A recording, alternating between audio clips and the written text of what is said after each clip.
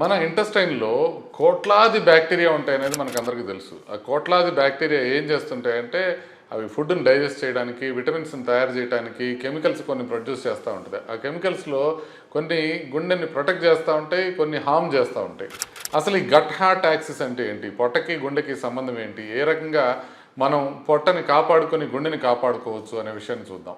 అసలు main villain ఏంటి అని అంటే రెడ్ మీట్ కానీ డైరీ కానీ లేకపోతే స్వీట్స్ కానీ ఇవి తిన్నప్పుడు గట్ బ్యాక్టీరియా నుంచి ఒక కెమికల్ వస్తుంది. అది టీఎంఏ అంటారనమాట. టీఎంఏ అంటే ట్రైమిథలమైన్ అనేది. ఆ ట్రైమిథలమైన్ ఏం చేస్తుందంటే ట్రైమిథలమైన్ ఎన్ ఆక్సైడ్ కింద లివర్లో కన్వర్ట్ అవుతుంది. ఈ టీమావో అనే సబ్స్టెన్స్ వల్ల కొలెస్ట్రాల్ పెరగడం కానీ క్లాట్స్ రావటం కానీ ఇన్ఫ్లమేషన్ రావటం కానీ జరుగుతాయి. అయితే గుడ్ బ్యాక్టీరియా ఏం చేస్తాయంటే ఫైబర్ని డైజెస్ట్ చేసి దాని లోపల నుంచి షార్ట్ చైన్ ఫ్యాటీ యాసిడ్స్ని ప్రొడ్యూస్ చేస్తాయి, అంటే బ్యూటరేట్ లాంటివి. దానివలన మనకి బీపీ ఇంప్రూవ్ అవుతుంది, వెజల్ హెల్త్ ఇంప్రూవ్ అవుతుంది, తర్వాత ఇన్ఫ్లమేషన్ కూడా ఇంప్రూవ్ అవుతుంది. అయితే గట్ లైనింగ్ కొన్నిసార్లు లీకీ అవుతుంది అనమాట. అంటే టాక్సిన్స్ ఉంటాయి కొన్ని లైపోపాలిసాకరైడ్స్ అని. అవి లీక్ అయినాయి అంటే అది బ్లడ్లోకి లైపోపాలిసాకరైడ్స్ ఎంటర్ అయ్యే అవకాశం ఉంటుంది. అది కూడా మనకి బ్యాక్టీరియా మీద ఆధారపడి ఉంటుంది. సో ఇవన్నీ ఉండటం వల్ల మనకి గట్ బయోటోమ్స్ కనుక మారింది అని అంటే దాన్ని డిస్బయోసిస్ అంటారనమాట.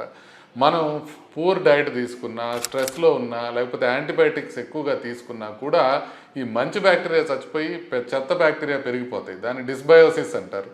దానివలన ఒబెసిటీ రావచ్చు, షుగర్ రావచ్చు, దానివల్లనే హార్ట్ ప్రాబ్లం రావచ్చు అనేది ఇప్పుడు సైన్స్గా ప్రకారం తెలుస్తూ ఉంది. ఏ రకంగా దీన్ని ఫిక్స్ చేయాలంటే ఫైబర్ రిచ్ ఫుడ్స్ బాగా తీసుకోవాలి. వెజిటబుల్స్ అయితే ఏంటి, ఫ్రూట్స్ అయితే ఏంటి, హోల్ గ్రెయిన్స్ అయితే ఏంటి, పల్సెస్ అయితే ఏంటి, వీటిని తీసుకుంటే ఈ గుడ్ బ్యాక్టీరియా అనేవి పెరుగుతాయి. బ్యాడ్ ఫ్యూయల్ అనేది మనం అవాయిడ్ చేయాలి. రెడ్ మీట్ కానీ, ప్రాసెస్డ్ ఫుడ్ కానీ, షుగర్ కానీ, చిప్స్ కానీ, బర్గర్స్ కానీ ఇట్లాంటివి మనం అవాయిడ్ చేయాలి. దీంతో పాటుగా ప్రోబయాటిక్స్ అంటే కర్డ్ కానివ్వండి, ఫెర్మెంటెడ్ దోశ, ఇడ్లీ లాంటివి కానివ్వండి తీసుకోవచ్చు. ప్రీబయాటిక్స్ ఉంటాయి కొన్ని, ఆనియన్ కానీ, గార్లిక్ కానీ, బనానా కానీ, ఇవి ఆ బ్యాలెన్స్ని రిస్టోర్ చేస్తాయి.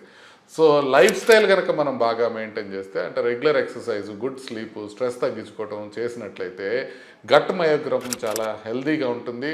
గట్ మైక్రోబయోం హెల్దీగా ఉంటే గుండె కూడా చాలా హెల్దీగా ఉంటుంది. ఇప్పుడు అర్థమైంది కదా పొట్టలో ఉండే బ్యాక్టీరియాకి గుండెకి ఏ విధమైన సంబంధం ఉందో.